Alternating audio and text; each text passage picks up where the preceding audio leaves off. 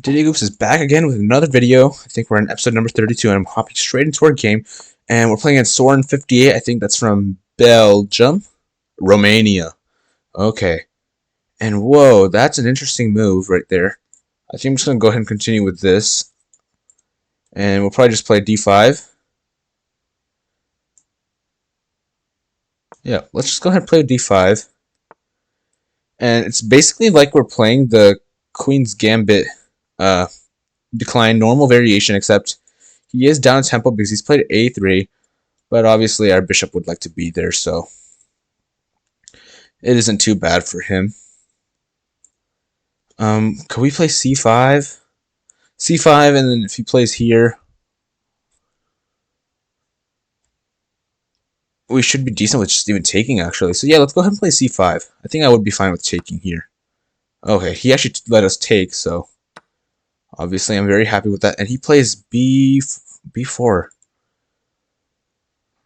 Coming in with the rapid expansion. So if I back up, he takes... Oh, maybe go here instead, though. We might end up with a weaker pawn, but that's fine. I think we should be all good. Let's back up here, and if he takes, we're just going to take back. But he pushes. He pushes playing c5. Oh my gosh. This is very interesting because I think we might just be able to play e5 and d4. So let's go ahead and play that. Or maybe we can just play d4 right away. He does have this move right now. So I think I'm going to go ahead and play a6 just to remove any threats of b5 or knight b5. You know the drill. You guys know. And maybe now we can put a knight on this square.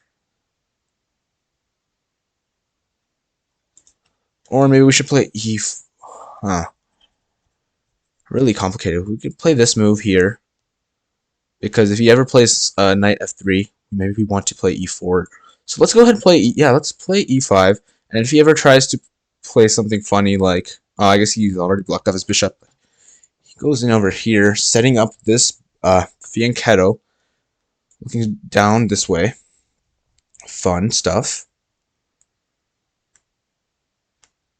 And I think maybe we just go ahead and place the knight over here. I don't think there should be any problem with that. So let's go ahead and do that. And he did move his knight over here. Interesting. So we could play e5 and kick it away. Or e4, sorry, and kick it away. And if you just come over to d4, I think we take... No, but do we take? I don't think we need to take, actually. So, yeah, let's go ahead and play it. And I don't think I'm going to take. I'm going to let him take, and we can take back this way, which should be fine for us. But...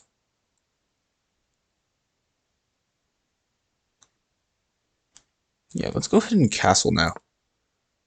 This seems to be fine, right? This is all good. If he takes, we're just going to take back.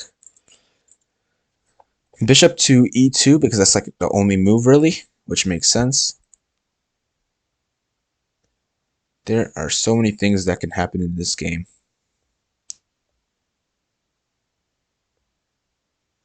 Something we could play is this move over here, bishop e6. And yes, he could take, but that does open up this line. It also fortifies this pawn. So honestly, I think we might do this here. But I don't know if I should just yet.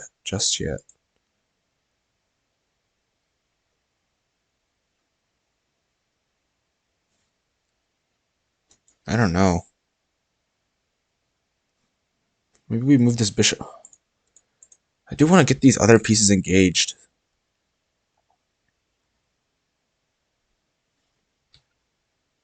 I want to play like f5 in the future. Or I want to open up this rook. So f5 feels like it needs to be played eventually. He has stopped us from going to this square, unfortunately. So we can't do that. We could go queen here. But actually it doesn't really do much. So that doesn't make much sense either. If we go knight here, I'm scared of this pawn becoming too weak, which is why I was thinking of bishop e6 in the first place. But I feel like bishop e6 might be wanted because of potential light square weaknesses after a move like this. So I don't see it. So it's hard to decide. Maybe just rook here. That doesn't make much sense either. Maybe we put the knight on c7 though. See, that could be something. Let's go ahead and put this knight on c7. Let's try it out. Well, we can push now, I guess, so no need to not push. And knight is stuck on this square right now. But if he moves back, we just have bishop e6 now. So it does look all good. But then, oh, he's over here. Makes sense. If we take now, he takes with this pawn. And then we go ahead and put a bishop right here. And I think it might be just be really solid. So let's go ahead and do that. Okay. And then let's go ahead and put this over here.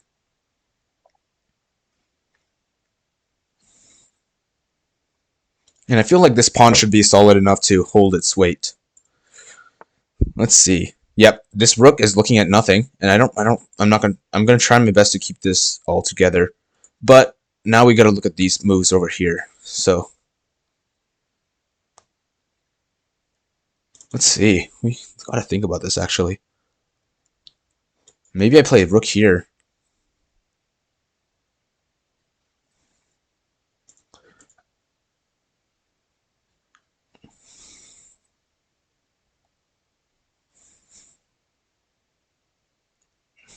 Okay, so my two candidate moves are f4 and rook f6. Idea with rook f6 would just be putting this rook over here. But I don't want him to get f5 in, I guess. So yeah, let's go ahead and play f4. Or sorry, I don't want him to get f4 in himself. Let's go ahead and play this. Oh no, did we just drop a pawn? Oops. That's a bit of a mistake.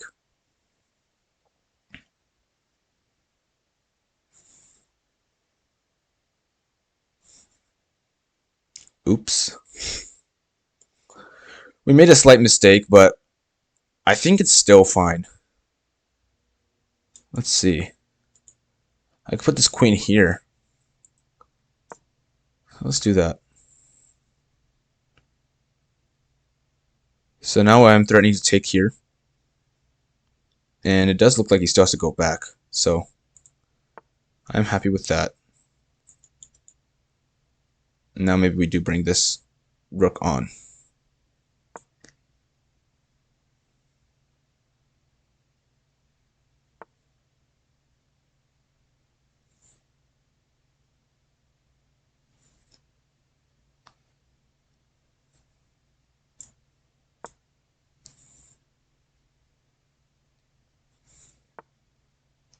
We are down a pawn, but it's okay. We're going to keep playing.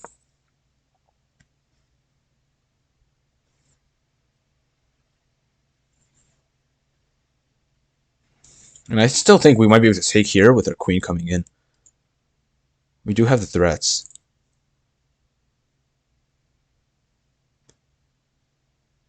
Okay, it's a bit harder now.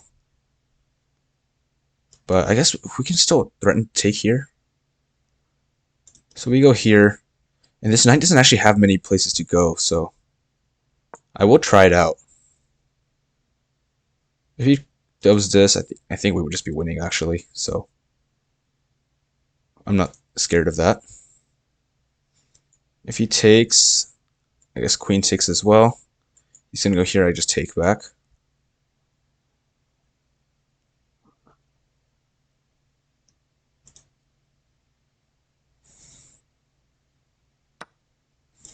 Yeah, let's take with the queen. We're threatening checkmate, so probably doesn't want to get mated. But we also have this move over here. So let's say if he... Okay, so he did end up playing this move, but I think I just have this.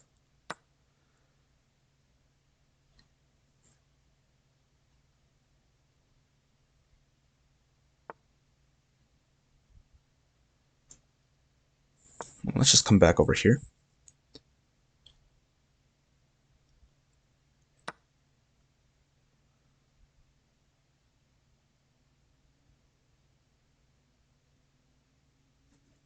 took this pawn?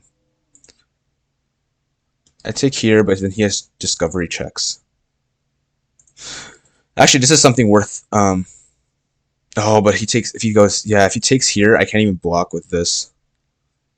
It gets really messy. So I guess if I take here, he takes back. Then we don't actually have threats because he can just take this pawn, this next.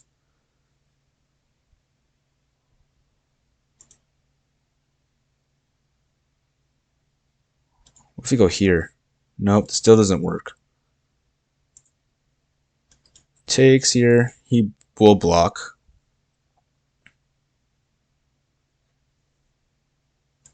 It feels like we're in some not a very good spot. Oh, it would have been nice if... Let's go ahead and take here. It's fine. I think that is forced, unfortunately. After this, he could just take this bishop. Which he does. He chooses to do so.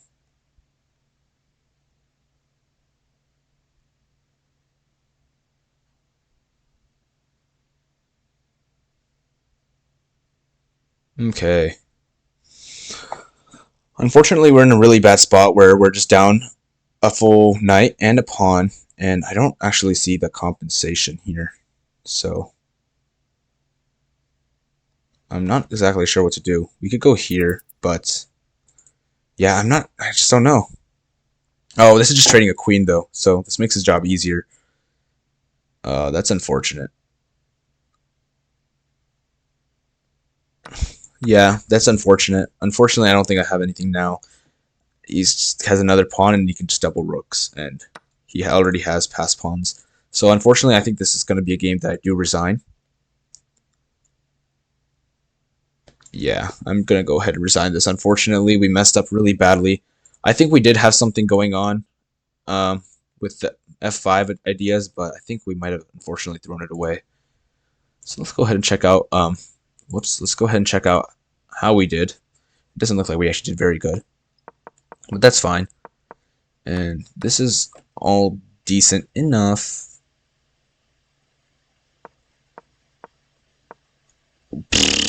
Okay, so we were actually supposed to take over here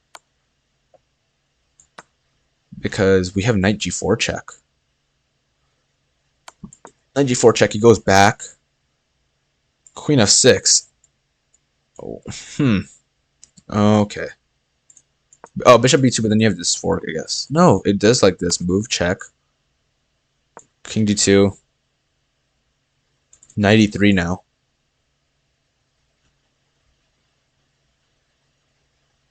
Amazing. Knight e3, queen e1. I guess you're winning this pawn. Queen wins a blunder now. Now it's saying queen e1's a blunder, which is interesting because a move ago it says that queen e1's like the best move for white at all. So I don't know why it's calling it a blunder all of a sudden. That's weird. But yeah, I guess this is a good move. I missed it. I should keep an eye out for that kind of stuff. A6 is a miss. We should have played a5. Ah, a5, because of course if he plays this, then he just drops a piece. Or drops a pawn, not a piece, but... Yeah, we should have played a5, actually. But I played that move, and then I played e5, which is still a mistake because the same idea still applies. And then we developed, and we played e4, which is a bit of a mistake, but that's fine. I think... Oh, it does like the bishop e6 idea. Okay, we did take it now because it all gets locked up, so it's pretty good for us. But f4 is a blunder, and that is because of knight takes e4. I missed that completely. What we could have played was knight c7, which is what the computer is liking. But I was thinking of this move right here, which was my secondary move, rook f6. But he gets f3 in. f4 is also up there. Because after f4, it feels like we have... Not as much, because this bishop is actually made really sad. I'm not sure how we're going to get it back into the game. But the engine's already finding ways, so bishop f7 is there. And eventually, I guess this bishop's going to go somewhere. But I'm not exactly sure. Let's see. There's going to be some shuffling going back here. And I guess that it will serve as like a bigger pawn, a tall pawn on c6. And I guess he also has a bad bishop, so it's fair. But f3 is what is more liked by this engine. And here just likes h6, which is really boring. But I guess we'll find out what exactly the problem is. Actually, let's go ahead and play this move here. Let's see what actually the problem is here. Bishop c1 coming in for the square? I don't know. Well, I guess it's liking bishop c1 because of bishop f4, because it comes with tempo. So, not a very good way to waste a move. I wish there was a way to waste a move here. Like, let's just say if it was black's or white's move in this position instead of black. I wish there was a way to do that. I don't really see a way. It still likes bishop c1, I guess. But after h6, can they take? Oh, we can't. They can't take because this pawn is going to be protected, actually. So, not yet. And then, of course, if they take, we're going to take book the knight, and this pawn is protected. So rook f6 would have been okay, but we actually messed up a little bit over here. And I was hoping that we could get some attack going on, but it doesn't look like we actually have any attack. And after we trade, then it just falls apart completely. Knight takes d5 is brilliant. Yes, that is true. Oh, it's because it sees that the rook is being dropped, so that's why it thinks it's brilliant. If we play it here, does he still have knight 65? Oh no, because we'd be losing a queen. So queen h3 would be a great move because we keep this pin over here, and now Lex rook takes h4, and bishop f6 ideas. I don't know. It's still +1, which is not completely too bad. It's still very playable. Rook d8 to solidify this, but it's putting a rook in a very passive position, which is a little sad. So like this, and then it says king h1 to break this pin, so he's attacking this now. And when we play queen h5, I guess we're still keeping a defender on the square. So we're still keeping everything defended. h3 is played. And bishop g5. Bishop g5, rook f2, f2. Yep, bringing it back.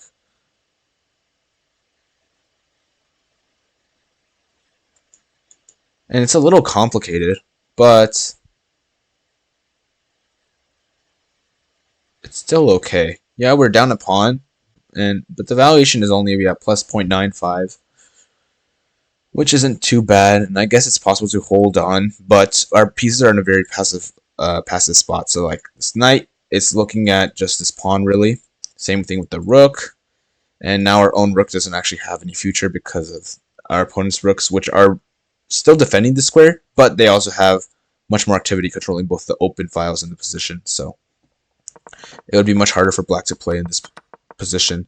So what we should have done is not give this pawn, but it does like knight c7, which I guess is preparing this push of it, because now after we take, the bishop isn't just hanging.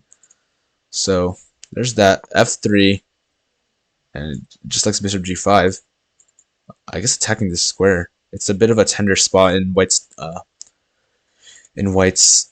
position, but f4, and then the bishop is blocked out once again, and I guess we just sit here.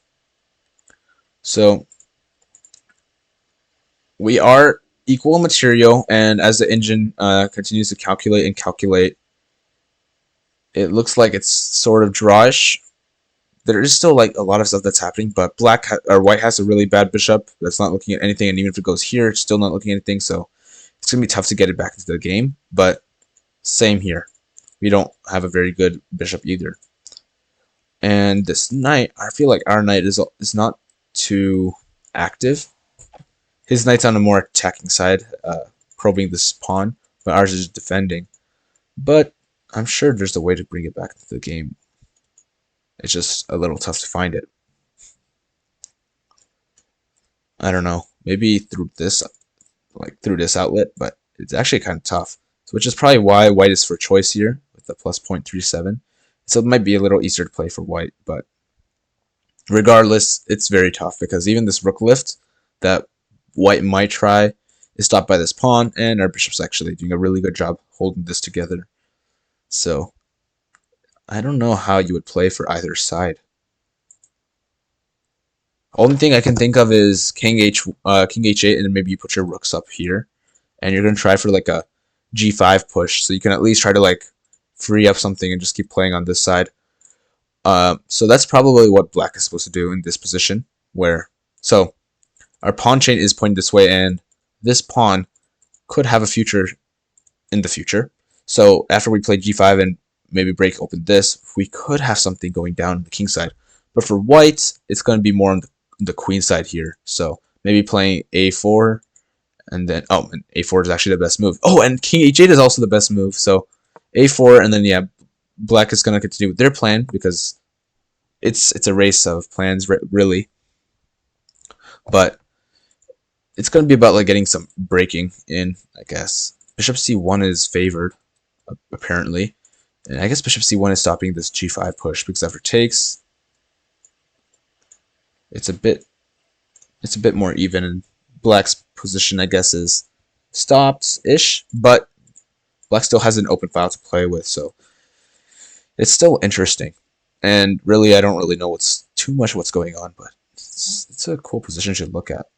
Bishop c1 is an idea. King h1. Of course, b5 is also up there playing for this break, and we're forced to take, or else it just looks really bad because we're going to have to take with a pawn, and he's going to get an open file, and this pawn is also really strong already, so he might just play a5 and then bring a knight in. So that would be really bad for us. So we do have to take, and he could just take with it back here. He could also just take back with this knight. But actually taking back with the pawn is probably better because there's just better ideas of like making some sort of pass pawn here. But it does seem like that every single thing here likes b6, and that's probably because this knight doesn't actually have much where to go. So it says bishop f7, making space for this knight. So after b6, at least a knight can go to e6. But this is pretty crazy because this knight also wants to come to this square, to this square. But so far the knight's still here, so it's very interesting. Why is this pawn not just hanging? And it's probably because bishop takes d4 is also hanging. Okay, that makes sense. So this pawn is also hanging, which is why we got to play knight b5, protecting this pawn. So there's a lot of things that are going on where white's going to be playing on the queen side primarily, but black's going to be playing on the king side. So really interesting. It's going to be a race of who can actually execute their plan first, and whoever makes that a mistake first to deal with the threat that's not yet mature and waste a tempo on dealing with that premature threat, they're probably going to be the ones losing. So very interesting stuff, and yeah, it's pretty cool. But I think, yeah, we did not do a very good job at recognizing that we just had a hanging pawn, unfortunately, because that just completely threw the game. Went from 0.5 to almost 2. So that was unfortunate, but hopefully we see this thing again. And actually, this is the same diagonal coming back to bite me. When you move this f-pawn, I really need to remember that this diagonal exists. Same thing with playing as white when I'm playing the Stein's variation. This diagonal is going to exist. And the king needs to be off that, which is why there is a king h8 move that's playable in this position. So see, there's a lot of cool things in this position that unfortunately I missed, but next time I feel like I shouldn't. This was a stronger rated opponent. I guess I just helped him get up to that 2,000 rating threshold. So congratulations to him. But I think that should be all for our game and analysis here. So I'm going to go ahead and stop the recording, and I'll see you guys later. Bye-bye.